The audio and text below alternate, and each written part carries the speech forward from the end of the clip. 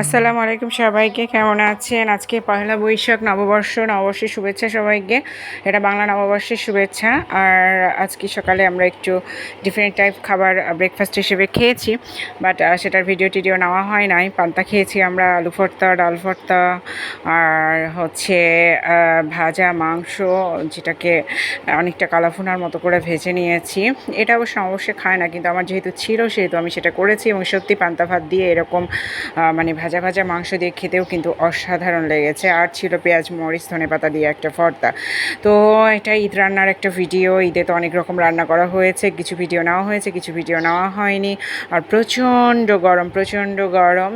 তো আসলে নববর্ষে দেখা যায় যে আমরা একটু ফার্স্ট হাফেও বের হই, বা ফার্স্ট হাফ বলতে বোঝাচ্ছি মানে সকালের দিকে বা দুপুর পর্যন্ত ঘুরে এসে আবার বিকেলে বের হওয়া। কিন্তু এখন যে অবস্থা এবং যে টেম্পারেচার এবং যে লু হাওয়া বইছে, এতে করে কিন্তু সকালের দিকে বের হওয়ার কোনো সাহসই নাই। মানে প্রচণ্ড গরম, এত গরমে বাইরে যাওয়া সম্ভব না। তো আমরা ঠিক করেছি আমরা একটু সন্ধ্যার দিকে আশেপাশে কোথাও থেকে ঘুরে আসব।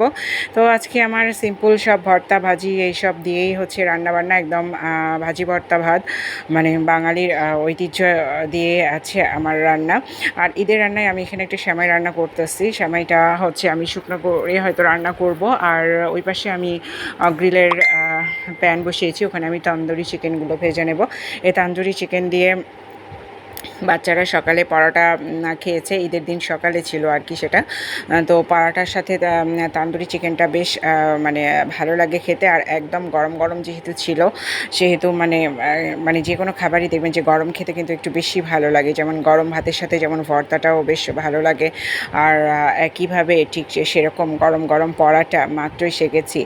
আর তারপরে হচ্ছে যে তান্দুরি চিকেন যেটা ম্যারিনেট করে রেখেছিলাম, সেটা এখন ভেজে নেব একদম হালকা হিটে, মানে লো হিটে।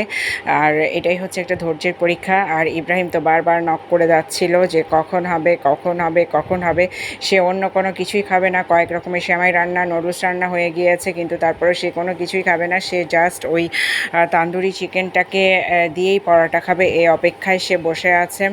তো এই যে চিকেনগুলো এখন আমি দিয়ে দিব, কিন্তু এই চিকেনটা কিন্তু কখনোই একদম হাই হিটে 1 মিনিটের মধ্যে ভেজে ফেলা যায় না। এটা যতই ম্যারিনেট করা থাক, এটাকে কিন্তু একটু লো হিটেই ভাজতে হয়।